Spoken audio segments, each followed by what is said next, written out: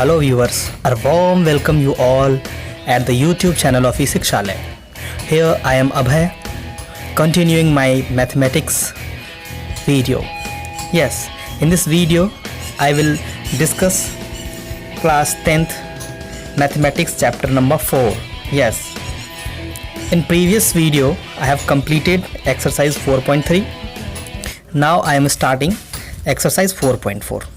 Yes, so quadratic equation is basically a very important chapter of class 10th, and it is helpful and it is syllabus of various competitive entrance exams like NDA, other competitive government jobs entrance exams, combined defense services exams and other exams. Yes, so basically we have learned how to solve word related problems of quadratic equation.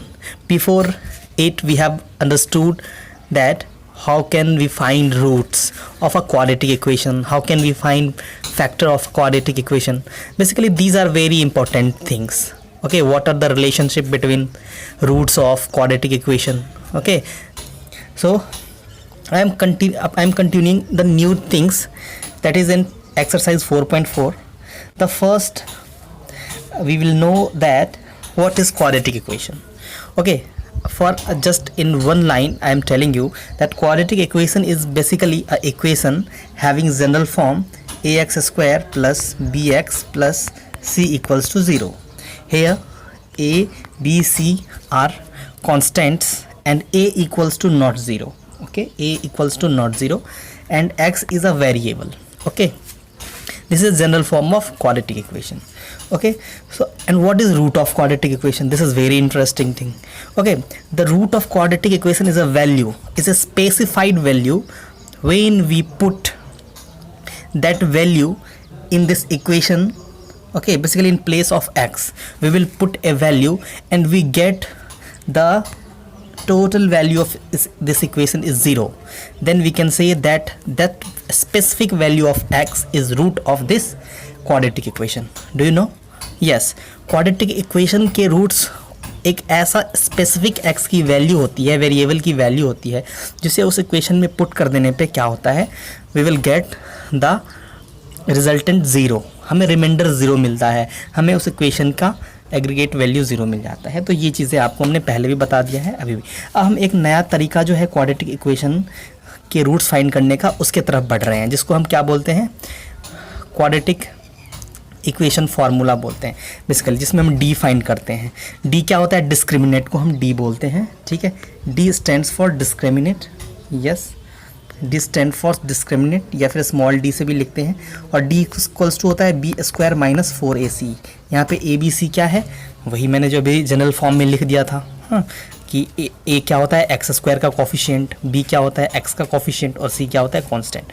तो इस तरह से हम D की value, discriminate की value निकालते हैं. हिंदी में डिस्क्रिमिनेट को विविक्त कर बोलते हैं, विविक्त कर. ठीक है, और इसके हिसाब से हम करते हैं. चलिए फर्स्ट नंबर क्वेश्चन करते हैं. Find the nature of the roots of following quadratic equation. कह रहा है कि इसमें क्वाड्रेटिक इक्वेशन के नेचर ऑफ रूट्स बताना है कि इसके रूट्स के नेचर क्या है. चलिए क्या है रेटेड देख लेते हैं. सबसे पहला इक्वेशन क्या है, 2x square minus 3x plus 5 equals to 0. ये बिल्कुल जनरल फॉर्म में है. राइट, जनरल फॉर्म में है, आप सब देख पा रहे हैं. और भी 2 क्वेश्चन है, सारे लग जनरल फॉर्म में ही है. तो इसमें नेचर पूछ रहा है. देखिए नेचर ऑफ रूट के लिए थोड़ा सा थ्योरेटिकल कॉन्सेप्ट है, वो आपके सामने डिस्कस करता हूँ.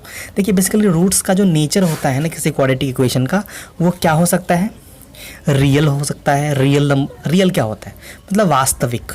देखिए रियल होते हैं बेसिकली जो नंबर्स को, जिस नंबर को हम नंबर लाइन पे रिप्रेजेंट कर पाए उसको रियल नंबर बोलते हैं. ठीक है, ठीक है, वास्तविक संख्या. बेसिकली परिमेय और अपरिमेय यानी रैशनल और इरेशनल नंबर को मिला करके रियल नंबर बोलते हैं. तो अगर x की वैल्यू कोई रियल आ जाए तो हम उसको बोलेंगे कि रूट एग्जिस्ट कर रहा है. ठीक है, अगर रियल नहीं आए तो इमेजनरी रूट होगा, जो अभी क्लास 10th में हम उसको समझेंगे कि यार not real roots, root not exist. ठीक है, बट बेसिकली वो इमेजनरी रूट्स होते हैं. उसके बाद एक तीसरा कंडीशन होता है जिसपे रूट्स क्या होते हैं, इक्वल रूट्स होते हैं. तो यही तीनों चीज़ को हम देखने वाले हैं. तो इसके लिए हमें डिस्क्रिमिनेट यानी डी का वैल्यू फाइंड करना आना चाहिए. तो डी इक्वल्स टू मैंने पहले ही बता दिया, बी स्क्वायर माइनस 4ac. तो अगर डी की वैल्यू क्या होगी, इक्वल्स टू 0 हो जाएगी तो रूट्स क्या होंगे, इक्वल, क्या होंगे, इक्वल और रियल रूट्स हो जाएंगे। अगर डी की वैल्यू क्या हो गई, लेस देन 0 या ग्रेटर देन 0, अगर ग्रेटर देन 0 होगी तो क्या होगा, real roots, two distinct real roots. और अगर डी की वैल्यू लेस देन 0 हो गई तो क्या होगा बताओ, इमेजनरी रूट्स, यानी नो रियल रूट्स। ठीक है, तो यही चीज़ें आपको यहाँ पे बताना है कि नेचर ऑफ रूट्स एग्जिस्ट कर रहा है कि नहीं कर रहा है। तो अगर d की वैल्यू इक्वल्स टू 0 आ जाए या फिर d की वैल्यू ग्रेटर देन 0 आ जाए, then we can say that root exists. Okay, तो चलिए हम फर्स्ट क्वेश्चन ही आपके सामने करते हैं। बहुत ही अच्छा सा क्वेश्चन है। देखिए क्वेश्चन में है बेसिकली क्या, 2x² माइनस 3x प्लस 5, इसे हम ax² plus bx plus c equals to 0 से कंपेरिजन करेंगे। तो a के जगह पे क्या है, देखिए 2 है, b के जगह पे -3 है और c के जगह पे 5 है। ठीक है, चलिए तो a b c की इस तरह से हमें वैल्यू मिल गया, 2 -3 और 5। अब डिस्क्रिमिनेट b² माइनस 4ac निकालते हैं। तो b की जगह पे लिखेंगे -3² और -4ac की जगह पे लिखेंगे -4 × 2 और c की जगह पे 5। तो इसे हम सॉल्व करते हैं। तो -3 का स्क्वायर होता है 9 और -4ac यानी 4 2 जा 8 और 8 5 जा 40। तो ये 9 - 40 क्या हो जाएगा, -31। तो -31 क्या हो गया, d की वैल्यू लेस देन 0 हो गई ना। तो लेस देन 0 में मैंने आपको क्या बतलाया था, अभी याद कीजिए, मैंने बतलाया था नो रियल रूट्स। देखिए यहाँ पे भी लिखा है no real roots. Greater than वाले में क्या है, डिस्टिंक्ट रूट, और इक्वल्स टू वाले में है इक्वल एंड रियल रूट।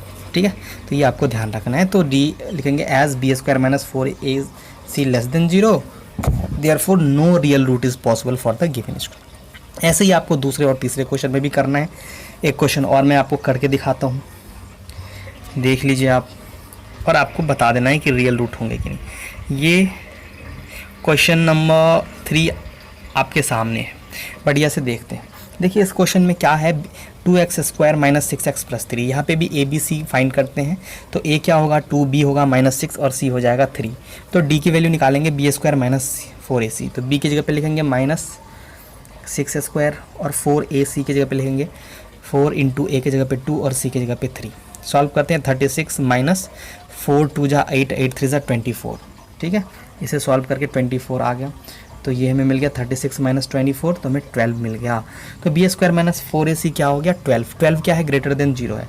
तो अगर ग्रेटर देन 0 है तो क्या हो जाएगा, डिस्टिंक्ट रियल रूट एग्जिस्ट करेगा। ठीक है ना, मैंने क्या बताया, अगर पॉजिटिव आए d की वैल्यू तो समझ लीजिए रूट एग्जिस्ट करेगा, निगेटिव आए तो रूट एग्जिस्ट नहीं करेगा, और अगर d = 0 आए तो समझ जाइए कि इक्वल रूट एग्जिस्ट करेगा।